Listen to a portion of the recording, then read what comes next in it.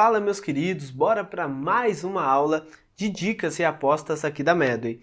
O meu nome é Bruno Blas, eu sou um dos professores do time de Clínica Médica aqui da Medway, sou clínico pela Escola Paulista de Medicina Unifesp e hoje eu vou te entregar as maiores dicas e apostas para a prova da FAMEMA. Gente, de Clínica Médica é óbvio, né, que eu estou falando da minha área. Primeira coisa, o que vocês vão encontrar quando abrirem a prova da FAMEMA? Como que vai ser essa prova? Como vão ser as questões de clínica médica? Inicialmente, são questões com enunciado direto, alternativa curta, tá? 4 alternativas. Geralmente vai ser a segunda grande área, tá? Então tu começa a fazer, chega na questão 21 a 40, clínica médica, né? A melhor de todas. No entanto, no ano passado foi a primeira. No ano passado, os alunos abriram a prova e se depararam diretamente com clínica médica. E fica o questionamento, e aí? Vai ser a primeira? Vai ser a segunda? Vamos ver. Mas saibam que vocês vão encontrar questões mais diretas, enunciado curto e 4 alternativas. A prova ela tem mantido um padrão de cobrança ao longo do tempo. No último ano em si, os enunciados que eu falei que são diretos estavam um pouco menos diretos que o habitual. O que eu quero falar aqui? Eles ficaram um pouco mais elaborados, um pouco mais densos, mas nada demais por enquanto, tá? Mas dá para perceber uma mudança no padrão da forma em que se cobra, só que o nível ainda é muito semelhante. É uma prova difícil. Nossa, Bruno, eu odeio quando o professor chega aqui e fala que é uma prova difícil. Não veja por esse lado. A prova é difícil para você e para os outros. Prova muito fácil, prova que todo mundo acerta tudo, não tem como se diferenciar, não tem como se destacar. Fica todo mundo bem. Agora, numa prova difícil, o objetivo não é acertar 90% da prova. Mas se acertar mais que a concorrência, tu passa. Então assim, é difícil sim. Já chegue sabendo que é difícil. Busque toda e qualquer questão em cada uma das questões que tu fizeres. Toda questão importa, toda questão importa. Mas saiba que é uma prova difícil. Vão ter questões difíceis ali no meio que vai ser complicado. Tá tudo bem, vamos tentar ganhar uma a uma. Vocês vão se deparar na clínica médica com algumas questões conceituais, mas a maioria, a imensa maioria, está cobrando diagnóstico e ou conduta. Quando cobram conduta, eles partem do pressuposto que tu sabe o diagnóstico. Então é aquela questão, coloca um quadro clínico e pergunta, qual é a tua conduta? Mas qual é o diagnóstico? Eu tenho que pensar no diagnóstico, a partir daí definir a conduta. Eles não costumam anular, e mesmo se errada, tá? Teve questão claramente errada, tá? Que não anularam.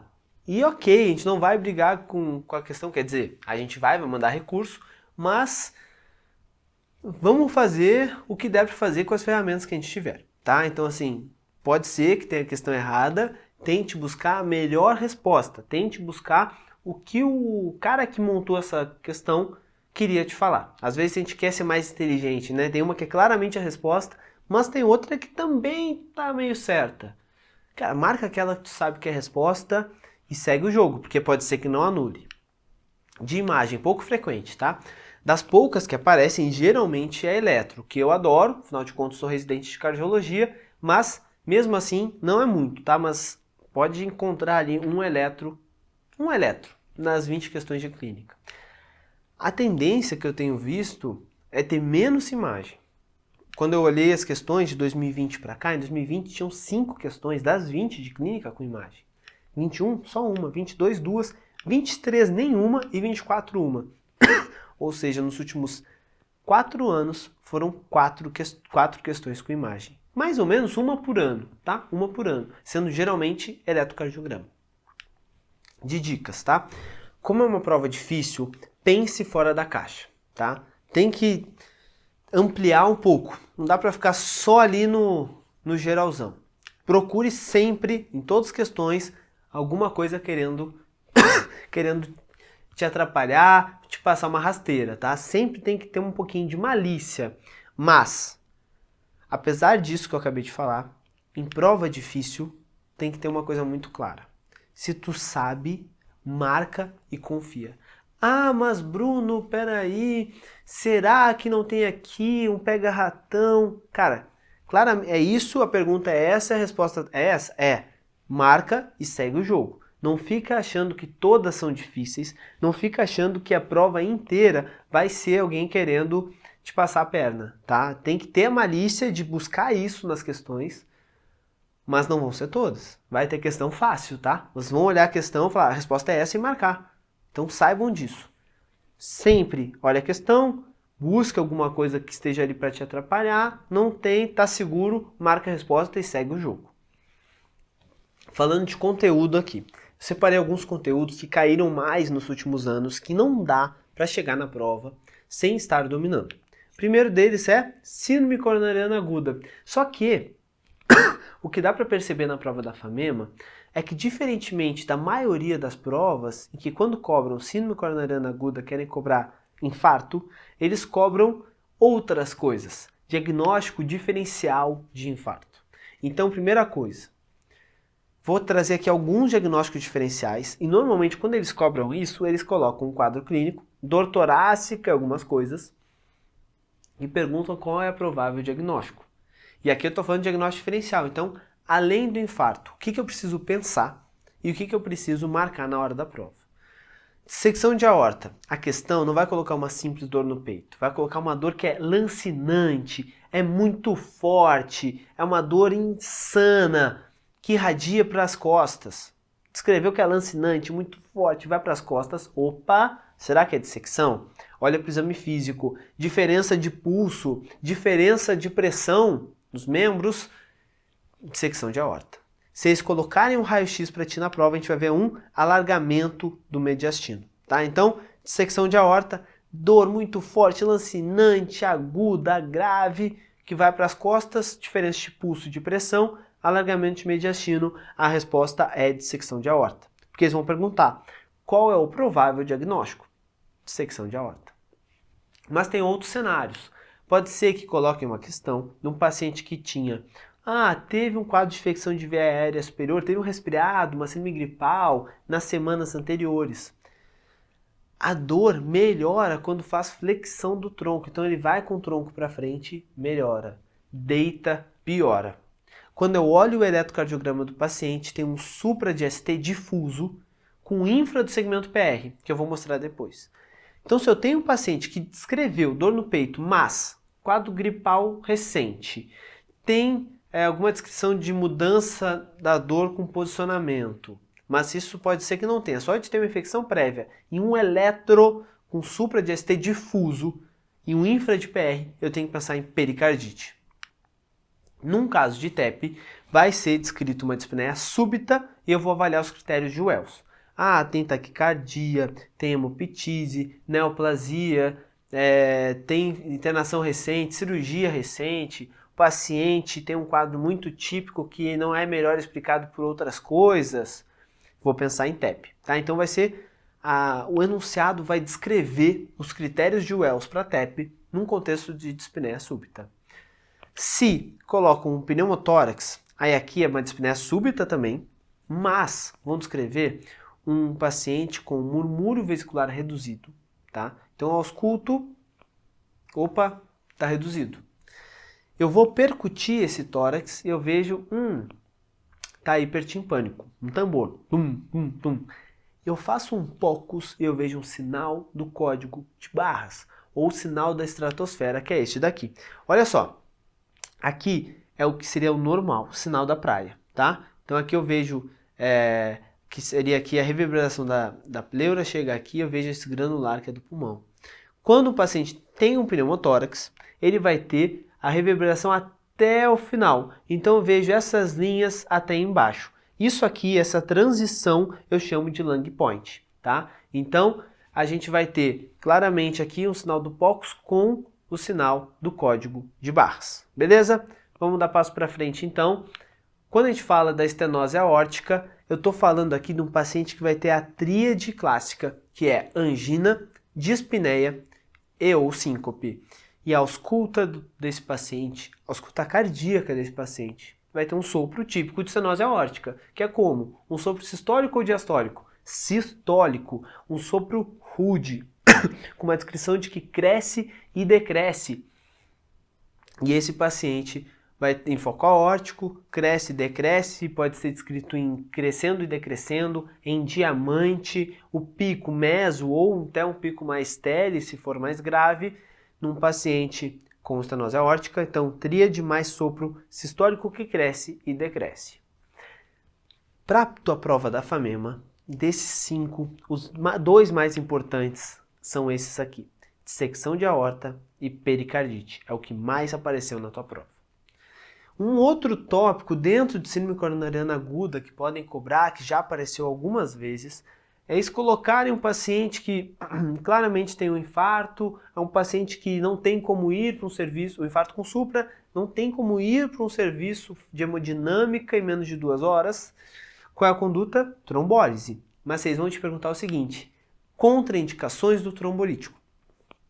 E aí, as contraindicações absolutas. Existem também as outras relativas, mas não é o que eles te cobram na prova. Eles querem saber as absolutas. Então é aquela tabelinha para decorar antes da prova da FAMEMA. Então vamos lá. Trombolítico, eu não posso fazer se qualquer sangramento dentro da cabeça no passado. Já sangrou a cabeça, não pode trombolizar.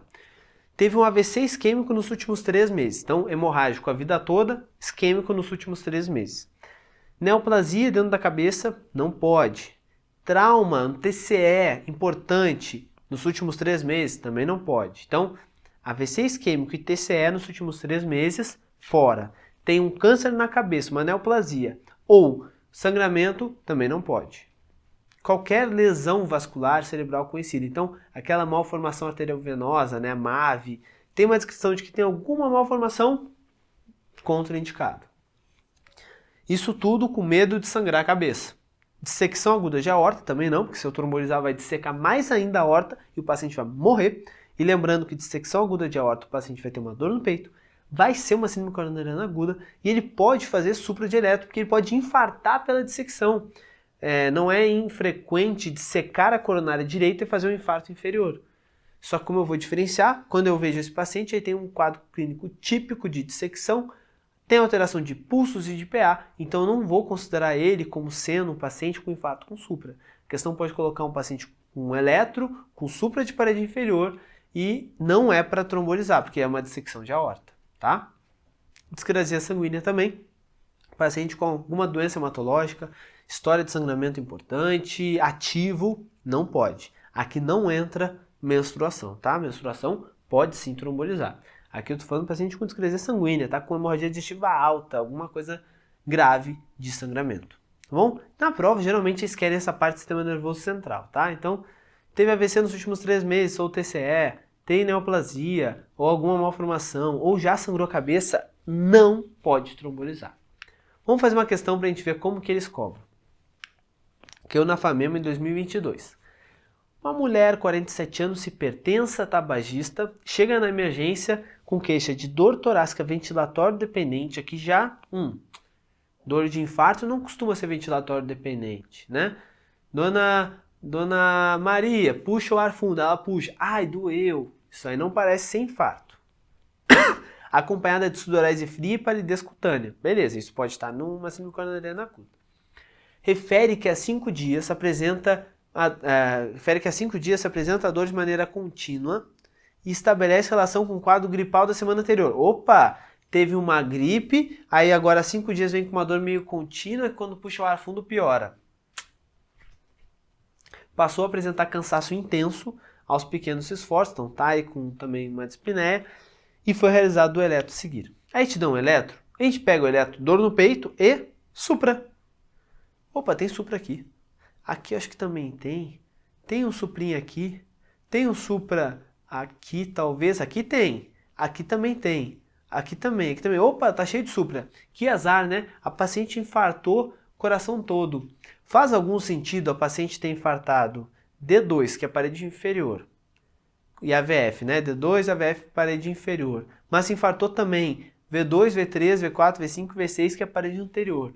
D1, que é lateral alta. Não faz o menor sentido. Aqui eu dei um zoom para vocês.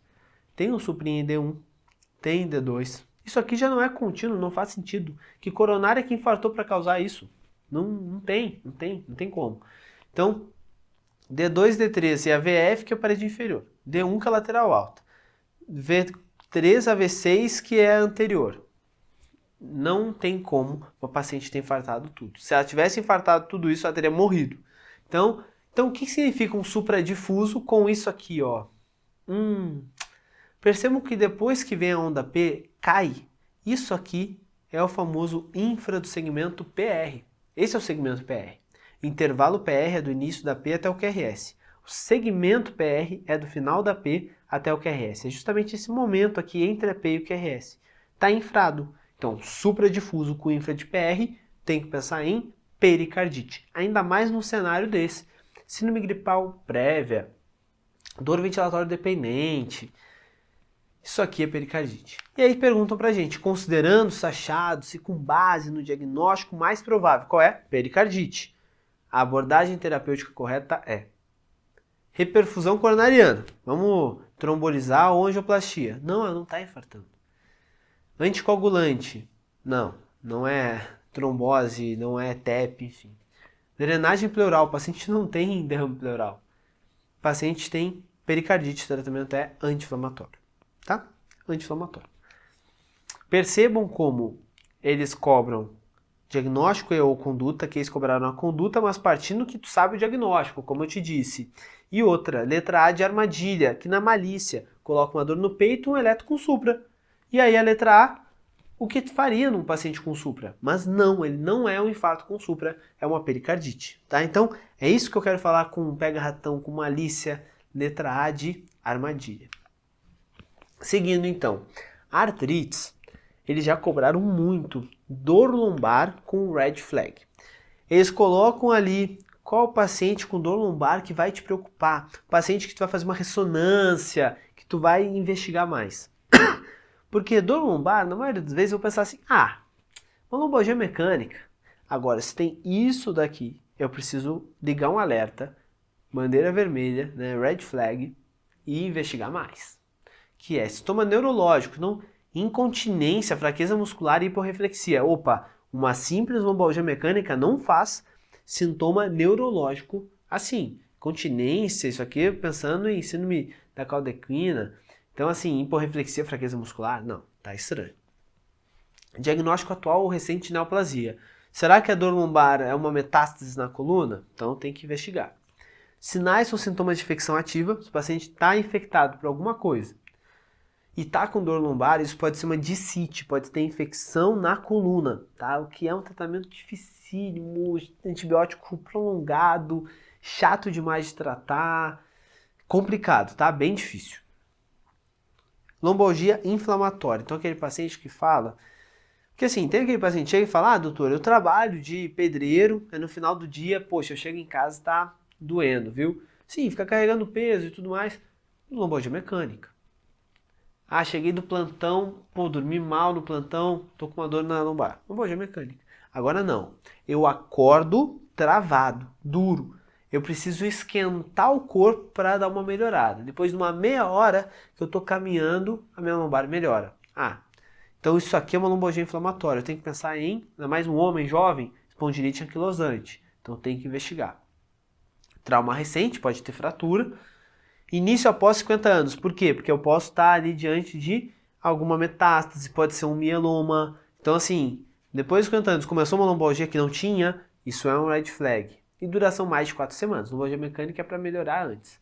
Então vejam que é basicamente cenários em que eu tenho algo para investigar. Eu tenho que decorar tudo isso? Sim e não, porque é muito parte de bom senso. Então, assim, tem uma história de neoplasia. Cara, não vai considerar como lombalgia mecânica e chega. Tem que ver se tem metástase. Essa é a ideia que eu quero trazer para ti, para tu conseguir mais facilmente decorar esses critérios de red flag de dor lombar. Ainda sobre artrites, quero falar um pouquinho sobre gota. Já caiu gota na prova da FAMEMA algumas vezes e eles normalmente colocam um quadro clínico típico e perguntam o possível diagnóstico. E aqui a gente vai lembrar que na artrite gotosa é uma monoartrite aguda, então dói uma articulação de forma aguda. O paciente dorme bem, acorda urrando de dor. Tipicamente na primeira metatarsofalangiana, essa aqui ó, que a gente chama de podagra, quando é essa artrite, monoartrite na primeira metatarsofalangiana. Joelho também, tornozelo também é cometido, geralmente membro inferior. Por quê? Porque a formação dos cristais da gota geralmente é num lugar mais frio. Eles precipitam no frio. Aqui na pontinha do pé é mais frio do que no ombro, né? Mais frio do que no quadril. Então por isso que é lá onde vai precipitar e causar gota, tá? Mas pode ser tornozelo, pode ser joelho, que também são articulações frias. Gatilho, teve um trauma, cirurgias, jejum prolongado, mas o principal, libação alimentar. Isso é na segunda-feira, no domingo passou o dia inteiro comendo churrasco. Opa! Álcool, então churrasco com álcool é a combinação clássica na prova e na vida do paciente abrir um quadro de gota. Desidratação, iniciou um tratamento com hipouricemiante, né, um halopurinol, porque aí eu altero os níveis do halopurinol, do ácido úrico, e aí precipito gota. Mas tipicamente na prova ou eu coloco o paciente que curtiu um churrasco com uma cervejinha, ou então que começou halopurinol. E aí do nada chega com a primeira metatarso falangiana vermelha, quente, com muita dor, limitação de movimento. O que é isso? Artrite. Diagnóstico, então, se eu tenho uma monoartrite, uma articulação só, o ideal é sempre fazer artrocentese. Por quê? Uma hipótese é gota, só que outra grande e importante hipótese é artrite séptica. Porque se esse meu paciente tem uma artrite séptica, eu estou achando que é gota, e eu não começo o antibiótico logo, ele vai destruir a articulação. Tá? Então, assim, não dá para passar batido. Fique isso muito claro. Monoartrite é igual a artrocentese, para descartar a artrite séptica. E na gota, quando eu faço a artrocentese, além de descartar a infecção, eu também consigo dar o diagnóstico vendo esses cristais em forma de agulha, que são esses risquinhos aqui, principalmente amarelo, com birrefringência negativa quando eu incido a luz polarizada. Então você pode colocar uma imagem e vai ver esses risquinhos amarelo, tá? Tem algumas imagens na internet que é um monte de risquinho, mas se vocês vão ver isso aqui, aos montes ou pouco, o importante é essa descrição. Cristais em forma de agulha, birrefringência negativa, tá? Até porque quando eu olho um cenário geral de monoartrite, é igual a artrocentese. E eu posso encontrar uma artrose, e aí eu vou ter poucas células brancas, pouco leucócito, quando eu vejo, menos de 2.000 leucócitos. Então tem 1.000 leucócitos, é pouquíssimo, tá? É pouco na articulação, é uma artrose. De 2 a 20 mil, de 2.000 a 20 mil, tá? De 2.000 a 20 mil, pode ser uma artrite reumatoide, pode ser gota, pseudogota, é uma artrite inflamatória. Tem inflamação, mas não tem infecção. Mais de 20 mil eu estou pensando em infecção, artrite séptica. Se for Staphylo aureus, chega a ser mais de 100 mil. Quando é gonococo, geralmente mais de 20 mil mesmo. Percentual de neutrófilo, infecciosa, geralmente é predomínio importante neutrofílico. Quando eu incido luz polarizada, eu vejo cristal com birrefringência na luz polarizada no cenário de gota e pseudogota. Gota, cristais em forma de agulha com birrefringência negativa, que a gente viu agora a imagem. Na pseudogota, o quadro clínico é muito parecido, mas ele vai ter uma birrefringência positiva e o formato do cristal é um formato romboide. Então, pseudogota é birrefringência positiva, tá? Pseudogota positiva, enquanto que a gota é negativa. Vamos ver uma questão que eu não comentei aqui. Cultura positiva na artrite séptica é óbvio, né? Uma questãozinha aqui pra gente. Canafamema em 2023. Uma paciente é submetida à punção articular e é um líquido transparente de coloração amarelada, viscosidade alta, 500 leucócitos, sendo 25% polimorfo nuclear. E não foram encontrados cristais. Gente, não viram cristais. Gota e pseudogota está fora. Pode ser ainda uma osteoartrite, pode ser uma artrite reumatoide, pode ser uma artrite séptica. Mas aí me marca aqui, ó, 500 leucócitos é muito pouco, menos de 2.000. Ainda mais com predomínio linfomono, né? Não é por polimorfo nuclear, não é por neutrófilo. Gente, isso aqui é uma artrose, tá? Vamos ver as alternativas. Letra A, artrite gotosa. Veria cristais em forma de agulha com birrefringência negativa e eu teria mais leucócitos, tá? De 2.000 a 20.000. Pseudogota, 2.000 a 20.000, com cristais, romboides e birefringência positiva. Artrite séptica, eu veria mais de 20 mil leucócitos. Não tem como ser uma artrite séptica com 500, tá? Então, osteoartrite, o paciente tem uma artrose e é isso, segue o jogo. E seguindo o jogo aqui, a gente vai falar agora do outro tópico que é arritmias e PCR. Como que a FAMEMA cobra esse extenso tema? Eles gostam de cobrar primeiro ACLS, algoritmo, tá? Então eu trouxe esse algoritmo e esse pra gente memorizar, tá? Colocou uma questão para ti, tu tem que saber esse algoritmo. Primeiro, tem que saber para a vida. Isso aqui é importantíssimo, todo médico saber, tá? Então, é uma coisa que a gente tem que saber. Então, estude para a prova, sabendo que isso é muito importante para a prática médica, para todo médico que tem que saber, tá? Então, vamos lá. O paciente chegou e identifiquei uma parada cardiorrespiratória. Como? A pessoa caída no chão, checo responsividade. Seu João, não responde. Checo o pulso central e respiração, ao mesmo tempo. E até 10 segundos para checar. Não tem pulso e não ventila. O paciente está em parada cardiorrespiratória. Nesse meio tempo eu estou pedindo ajuda. Você de camisa azul, liga para o 192 e pede para trazer o desfibrilador, o aparelho de choque, porque ele está aqui com uma possível parada. Beleza, identifiquei a parada, eu vou começar como? 30 compressões para 2 ventilações. E aí, se tiver alguém para trocar comigo, eu troco. Se não, vai sozinho. Lembrando que a gente não é obrigado a fazer ventilação se a gente não se sentir seguro e confortável. Então, tem um morador de área livre que foi encontrado. Cara, não precisa fazer boca a boca, tá? Não precisa. Não precisa e não é recomendado. Coloca sua saúde em risco. Então, compressão ininterrupta, que é o mais importante aqui. Mas vamos lá. O paciente está ali parado, 30 compressões, 2 ventilações. 30 compressões, 2 ventilações. Chegou o desfibrilador, para o que tu está fazendo e checa o ritmo. Isso é o mais importante. Não importa se... mas se é 30 compressões, eu estou na 26, deixa eu terminar. Não, para. Checa o ritmo. É chocável? Choque. Se for monofásico, 360. Bifásico, 200. Lembrando, na dúvida, carga máxima. O DEA já é automático, tá? Ele já faz por conta própria. Ele que vai decidindo se é chocável ou não e ele que faz. Ele vai falando contigo. Que o DEA é o desfibrilador externo automático, tá? Diferente do desfibrilador do hospital. Se o ritmo é não chocável, volta a RCP e fica. E aí vai falar choque recomendado ou choque não recomendado. Reinicia a RCP, tá? Vamos considerar agora que esse paciente, né, chegou ali e está em nível hospitalar. Porque isso aqui é BLS, Basic Life Support. Agora é ACLS em si, Advanced Cardiovascular Life Support. Estou fazendo RCP, vou fornecer oxigênio se necessário, conectar o monitor, pegar o desfibrilador. Chegou o desfibrilador, checa o ritmo. Se for um ritmo não chocável, vai ser ou a sistolia ou a ESP. Lembrando que se eu tenho uma linha reta, preciso lembrar do protocolo da linha reta, o famoso protocolo cagada. Checa cabo, ganha derivação. Beleza, então tem uma sistolia ou uma atividade elétrica sem pulso. Faço epinefrina o quanto antes, isso é uma mudança do último ACLS, tá? De 2020, que foi a última atualização. Epinefrina o quanto antes, pego o acesso e já faço. E eu vou fazer essa epinefrina a cada 3 a 5 minutos.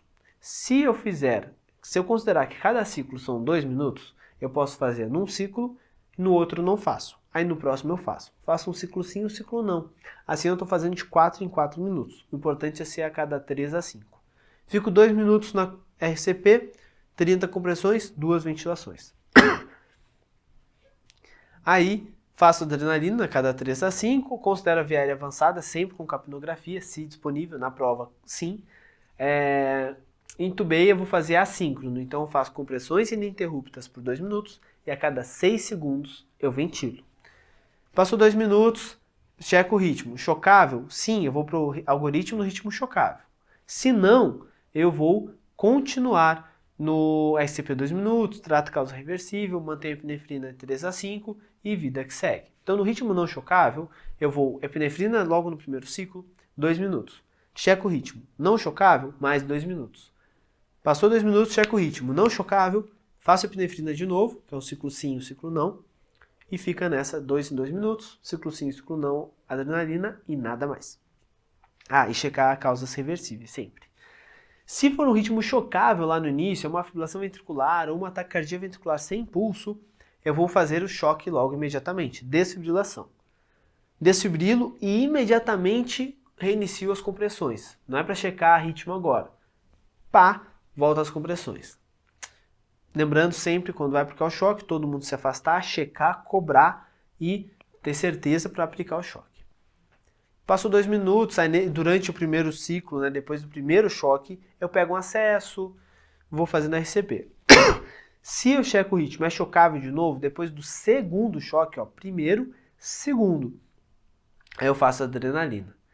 Considero VL avançada, enfim, posso entubar, mesmo cenário aqui. Depois do terceiro choque, se mantiver em ritmo chocável, eu faço amiodarona ou lidocaína. Aqui eu vou fazer, depois do terceiro choque, 300 mg de amiodarona, que são 2 ampolas. Ou então lidocaína de 1 a 1,5 mg por quilo. Sem superioridade entre elas. Já começo a pensar em causa reversível e segue o barco. Depois do quarto choque, eu vou fazer adrenalina de novo. Depois do quinto choque, eu repito a amiodarona ou lidocaína. Qual eu tinha feito, eu repito, na metade da dose. Então, se eu fiz 300 de amiodarona depois do terceiro choque, depois do quinto eu faço 150. Se eu fiz a lidocaína de 1 a 1,5 mg a quilo depois do terceiro choque, depois do quinto eu faço de 0,5 a 0,75 mg a quilo. E aí, segue fazendo isso. A amiodarona, a lidocaína é sempre só depois do terceiro e depois do quinto, depois não repete.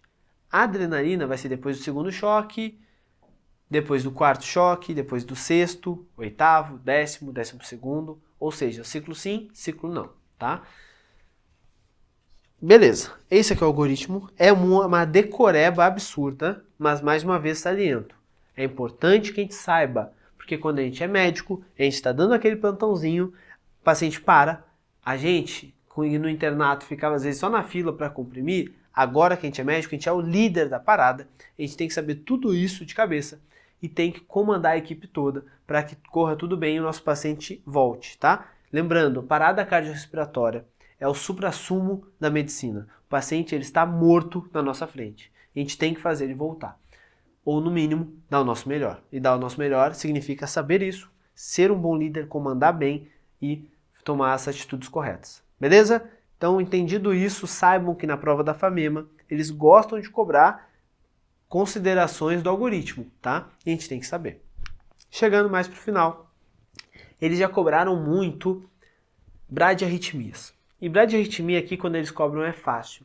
Muitas vezes eles cobram bradiarritmia sem o eletro. Então eles cobram os conceitos que eu estou escrevendo aqui embaixo para vocês. Mas tem que saber olhar no eletro também. Então eu vou falar com vocês sobre BAV, bloqueio atrioventricular. Basicamente, lembrando, o estímulo sai do meu átrio no nosso sinusal, despolariza os átrios, que é a onda P. Então, saiu aqui, onda P despolarizada, isso aqui tá, o estímulo saiu do nosso sinusal. Chega no nó atrioventricular, ele faz uma pausa compensatória, que é o normal, que é o segmento PR. Isso aqui, o normal, o habitual, é que eu tenha o intervalo PR de 3 a 5 quadradinhos, de 120 a 200 milissegundos. Se eu encurto o segmento PR, eu vou encurtar o intervalo PR. Se eu alargo o segmento PR, eu vou alargar o intervalo PR.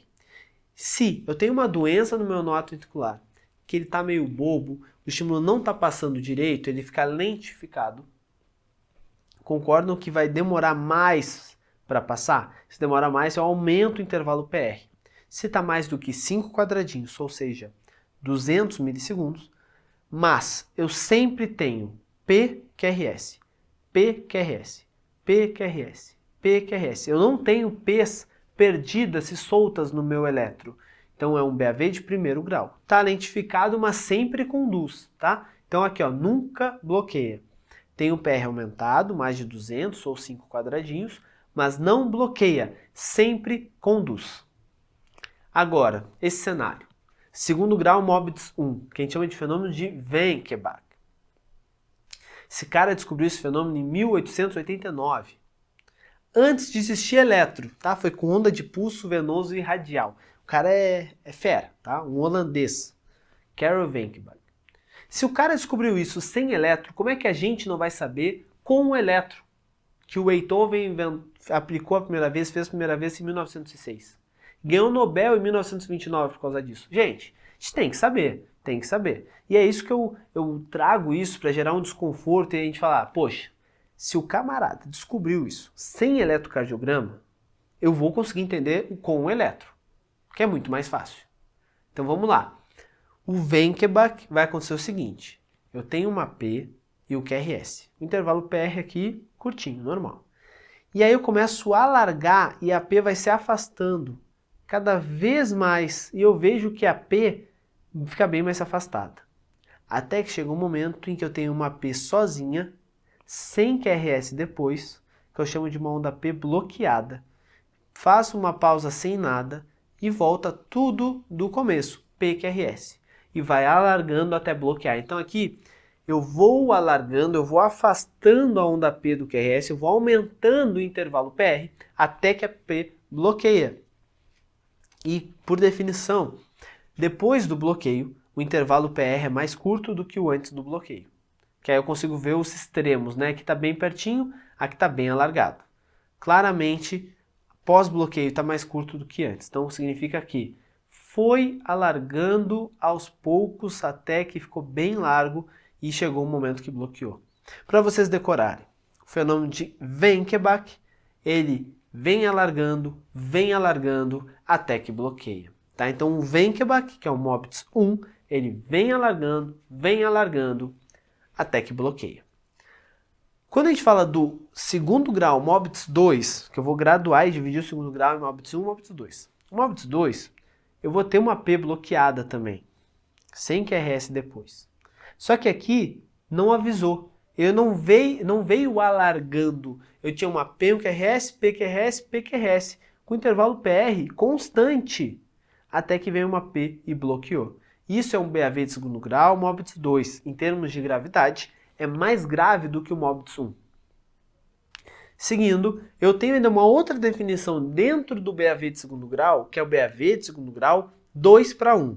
Aqui significa que eu tenho duas ondas P's para um QRS. Duas P's para um QRS, tá? Então, duas P's, um QRS. Duas P's, um QRS. 2:1. O que está acontecendo aqui? Eu tenho onda P, complexo QRS. Aí vem aqui uma P bloqueada. Aí fica sem nada. Aí uma P, QRS, P bloqueada. Sem nada depois. P, QRS, aqui uma P que teria aqui, bloqueada, sem nada e vida que segue. Isso aqui é um MOBITS 1 ou MOBITS 2? Tá alargando ou não? Bruno, não sei. Claro, não tem como saber, porque não deu tempo de ver alargando. Eu não tive duas na sequência de PQRS, PQRS para ver se alargou. Porque vem o intervalo PR e aí depois ele bloqueia. E aí eu não consigo ver esse padrão se alarga ou não. Diferentemente aqui, por exemplo, que eu vejo, ó, PQRS, PQRS bloqueia. Então eu vejo que é um MOBITS 2 porque não teve alteração do intervalo PR dinâmico. Enquanto que aqui não tem como saber. Pode ser um MOBITS 1, pode ser 2. Quando eu não sei, quando eu tenho assim, eu chamo de 2:1, tá? Então duas ondas P's para um complexo QRS, porque eu tenho uma P que conduz e uma que bloqueia. Uma conduz, outra bloqueia. E chegando nos finalmente, BAV de terceiro grau, o famoso BAV total, BAVT. Aqui é como se eu passasse uma faca, uma tesoura, bem no nó ventricular, entre o átrio e o ventrículo. Então o átrio não consegue se comunicar com o ventrículo. O estímulo que sai do átrio não chega embaixo no ventrículo. Então o átrio vai ficar batendo lá no ritmo dele, pá, pá, pá, o nosso sinus alto comandando, ele está batendo. E esse estímulo forma a onda P pelo desfibrilação atrial e para, não tem mais nada. Só que o ventrículo que não recebe estímulo, ele vai por conta própria, pelo automatismo das suas células, que é mais lento, mas vai começar a contrair. Então do nó ali abaixo do nó ventricular, ali na região juncional, ou até depois no feixe de His, vai começar o automatismo e vai mandar. Então eu tenho aqui em cima o átrio batendo no ritmo dele e aqui embaixo o ventrículo batendo no ritmo dele. E eles não têm nenhuma relação. Quando eu olho para o eletro eu vejo uma completa bagunça. Eu tenho intervalos PP, que é esse aqui, ó, onda P e onda P, duas claramente visíveis. Quando eu passo para o lado eu vejo que aqui bateu. Quando eu venho para cá, opa, cadê a onda P? Ela caiu aqui, ó. E eu vejo que a onda T ela foi deformada, porque a onda P caiu junto na onda T. Então eu começo a ver primeiro intervalo PP regular, intervalo RR regular, mas completa bagunça e dissociação entre eles. Inclusive eu vejo P que cai no meio da onda T, eu vejo P que cai no meio do QRS, olha só como está diferente esse QRS desse aqui, porque aqui caiu uma onda P. Então, é isso que vai acontecer, dissociação completa, mas eu tenho um intervalo PP constante e um intervalo RR constante, dissociados com P's caindo em lugares malucos, tá bom? Vou fazer uma questão para a gente entender então. FAMEMA 2024, questão quentinha, considerar a questão direta, considerando-se os bloqueios atoveinculares. Opa, assinar a alternativa correta. Questão conceitual do que a gente acabou de falar. Letra A. No de segundo grau, Mobitz 2, qual que é? Antes de a gente ler a questão. Segundo grau, Mobitz 2, é o que não avisa. PQRS, constante intervalo PR até que bloqueia. O aumento do intervalo PR é progressivo e as ondas P estão todas bloqueadas? Não, nem tem como isso aqui, tá? Então, intervalo aumento progressivo é Mobitz 1, mas onda P tudo bloqueado não tem como. Letra B, só se for BAVT, tá? No de segundo grau, Mobitz 1, a gente vai lembrar, Wenckebach, vem alargando, vem alargando, vem alargando, até que bloqueia. O intervalo PR é constante e as ondas P são bloqueadas aleatoriamente. Essa descrição de intervalo PR constante até que bloqueia aleatoriamente é o Mobitz 2, não o Mobitz 1, então tá errado. Letra D, no terceiro grau, a cada duas ondas P, uma é bloqueada. Isso seria BAV de segundo grau, BAV de segundo grau 2 para 1. Não é um BAVT. Letra C, no de primeiro grau, o intervalo PR é maior que 200 milissegundos. Sim, para complementar, sempre conduz, então não tem o P bloqueada, mas o intervalo PR é aumentado, maior do que 200 milissegundos ou então maior do que 5 quadradinhos, tá? É isso que eu tinha para conversar com vocês hoje, para vocês chegarem na hora da prova e dominarem totalmente a clínica médica, saberem o que vão se deparar na hora da prova e dominar os principais assuntos e conteúdos que eu sei que vai aparecer. Só para deixar claro, vocês sabem, a gente está junto até o final, eu te vejo no jantar dos aprovados. Mas antes disso, manda uma mensagem contando o que caiu do que a gente conversou hoje. Um forte beijo, um abraço e uma excelente prova. Tamo junto demais.